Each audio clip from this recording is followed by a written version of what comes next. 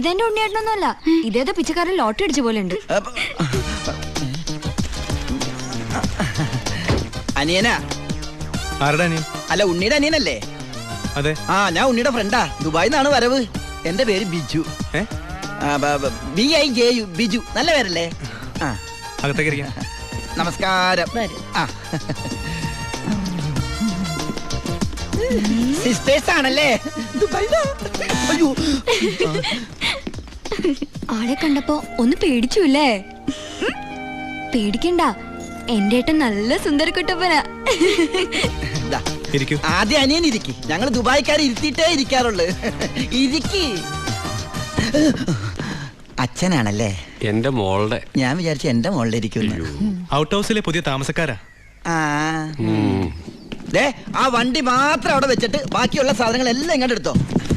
എല്ലാം ഇങ്ങോട്ടേക്കുള്ളതാ. ഉണ്ണി തന്നുവിട്ടതാണേ. ഉണ്ണി വരുന്നതിനെ കുറിച്ച് വല്ലതും പറഞ്ഞായിരുന്നു? ഒന്നും പറയാൻ പറ്റാത്ത അവസ്ഥയാ. അപേക്ഷ കൊടുത്തിട്ടുണ്ട്. അപേക്ഷയോ? ലീവിനെ. വലിയ തിരക്കല്ലേ, ഒരു ദിവസം പോലും മാറിയിക്കാൻ പറ്റില്ല. അവിടെ എന്താ ജോലി? എനിക്ക് അവിടെ ഗോൾഡ് ഫാക്ടറിയിലാ ജോലി. തനിക്കല്ല, ഉണ്ണിക്ക്. ഉണ്ണി അവിടെ വലിയ പൊസിഷനിലല്ലേ? നിങ്ങൾക്കൊന്നും ചിന്തിക്കാൻ പറ്റാത്ത പൊസിഷനില് എന്ന് പറയുമ്പോ ദുബായിലെ ഷെയ്ക്കാ.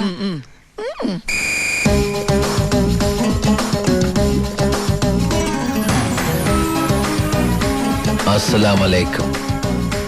ഏയ്, നല്ല പവറുള്ള ജോലിയാ. ഉണ്ണി ഗവൺമെന്റിന്റെ ഗസ്റ്റ് അല്ലേ? Free quarters, free food, free dress. ഒരു വലിയ കൊട്ടാരത്തിലല്ലേ താമസിക്കുന്നത്? ഗവൺമെന്റിന്റെ വലിയ കൊട്ടാരത്തില്.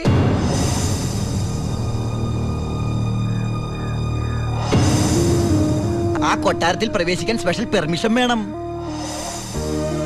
സദാസമയം പോലീസ് പ്രൊട്ടക്ഷൻ. ഉറങ്ങുമ്പോ പോലും പോലീസ് കാവൽ. ക്ഷവരം ചെയ്യാൻ പോലും സർക്കാരിന്റെ ബാല്യക്കാരാ.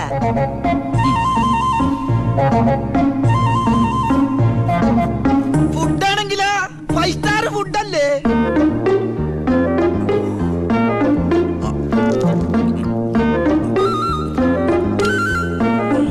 ചിക്കൻ വേണോ, മട്ടൻ വേണോ, ഡക്ക് വേണോ? ഓ, ഇങ്ങനെ ഒരു മകനെ കിട്ടിയ അമ്മ ഭാഗ്യവതിയാണ് അമ്മേ.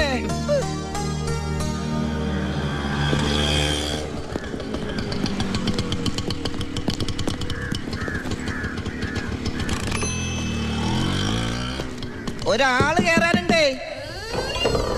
കർത്താവേ, ഒരിക്കലും പുറത്തേക്ക് പോകാൻ ഇടവരുത്തല്ലേ. നമസ്കാരം. ഇവിടെ ഒപ്പിട്.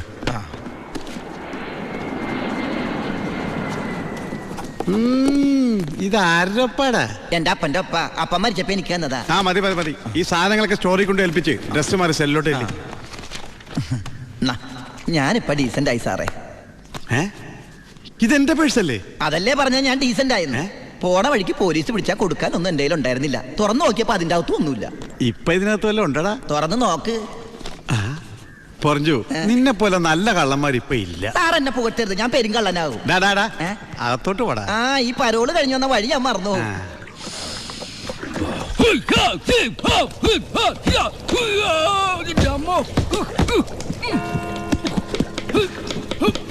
ചപ്പാത്തി സ്പെഷ്യലിസ്റ്റ് എത്തിയല്ലോ. ഹായ് എവരിബഡി, പൊറിഞ്ഞു വന്നു. ഞാനില്ലാഞ്ഞിട്ട് ബുദ്ധിമുട്ടൊന്നും ഉണ്ടായില്ലല്ലോ. എന്തായി? നീ പറഞ്ഞ പോലെ കക്ഷി വന്ന് കാശുമായിട്ട് ഞാൻ ഡ്യൂട്ടി പേ ഷോപ്പിൽ പോയി സാധനങ്ങളെല്ലാം വാങ്ങി വീട്ടിലെത്തിച്ചിട്ടുണ്ട്. ആർക്കും സംശയം തോന്നിയില്ല? സംശയം? ഹേ, ഞാൻ ദുബായിക്കാരായി വിലസിയില്ലേ? എന്റെ ഹെയർ സ്റ്റൈൽ എന്നെ മാറ്റിക്കളഞ്ഞില്ലേ? ഫേസ് ഇത് തന്നെയല്ലേ, പിന്നെന്താ കാര്യം? എത്ര നല്ല ആൾക്കാരാടാ നിന്റെ വീട്ടുകാരി. നീ എങ്ങനെ ആ കുടുംബത്തിൽ പിറന്നടാ? ഇവിടെ നീ പരമശിവം, അവിടെ ഉണ്ണി ദാമോദർ. നീ പെരുങ്കള്ളനാ.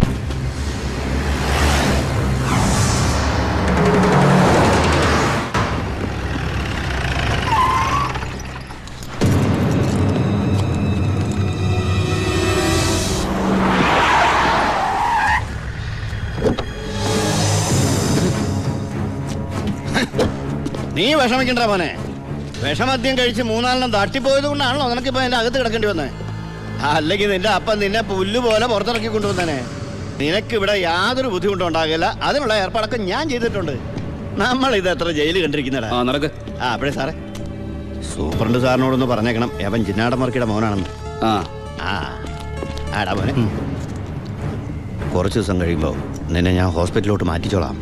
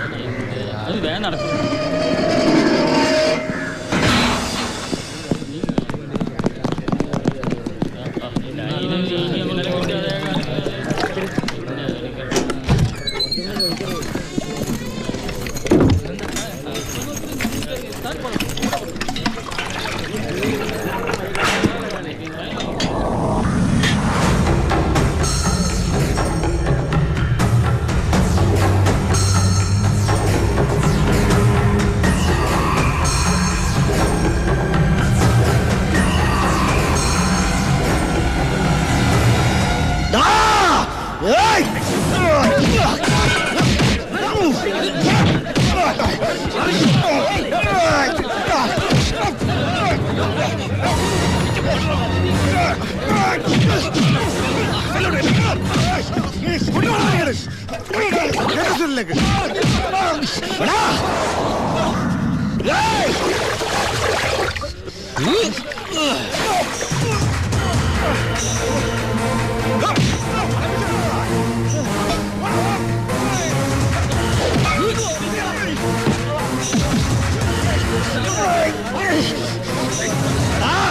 ഈ ജയിലിന്റെ ഉള്ളിൽ നിന്ന് ജീവനോടെ പുറത്തു പോകില്ല. നിന്നെ കൊല്ലും ഞാൻ. നീ കരുതിയിരുന്നോ? നിന്നെ വിടില്ല. നിന്നെ വിടില്ല.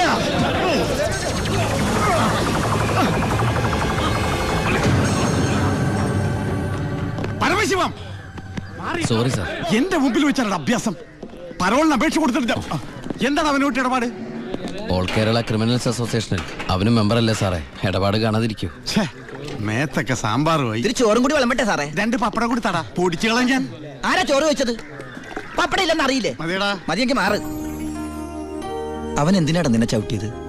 അവനെന്നെ ചവിട്ടാൻ തോന്നിയിട്ടുണ്ടാവും. അപ്പൊ അവൻ എന്നെ ചവിട്ടാൻ തോന്നിയില്ലല്ലോ. അതിന് നീയല്ലല്ലോ അവൻ്റെ ഏട്ടനെ കൊന്നത്. നീ ഒരാളെ കൊന്നു എനിക്ക് വിശ്വസിക്കാനാവുന്നില്ല. കേട്ടുമടുത്തിട്ടുള്ള സാധാരണ പ്രശ്നം തന്നെ എൻ്റേതും. പക്ഷേ ഒരു നോർമൽ ആൾക്കുണ്ടാകാവുന്ന ഏറ്റവും വലിയ പ്രശ്നം സാമ്പത്തിക ബാധ്യത. കടം കൊണ്ട് നിൽക്കക്കള്ളിയില്ലാതെ ആത്മഹത്യയുടെ വക്കത്തെത്തി എൻ്റെ കുടുംബത്തെ എങ്ങനെയെങ്കിലും രക്ഷിക്കണമെന്ന ഉദ്ദേശത്തോടെ ഞാൻ നാടുവിടാൻ തീരുമാനിച്ചു. ഒരു രാത്രി എങ്ങോട്ട് പോകണമെന്നറിയാതെ നാഷണൽ ഹൈവേയിൽ ഞാനങ്ങനെ നിന്നു. ഈ സമയം ദൂരെ നിന്ന് ദേവദൂതനെ പോലെ ഒരു ടാങ്കർ ലോറി വരുന്നത് ഞാൻ കണ്ടു. ദൈവം തോന്നിപ്പിച്ചാണോന്നറിയില്ല, ആ ഡ്രൈവർ വണ്ടി നിർത്തി. ഞാനും കൂടി പോന്നോട്ടെ? എങ്ങോട്ട്? അങ്ങനെ ഇന്ന സ്ഥലം എന്നില്ല, എവിടം വരെ പോണു അവിടം വരെ. ആ കേറിയോ. ഓ അവിടെ കേറ്. സോറി.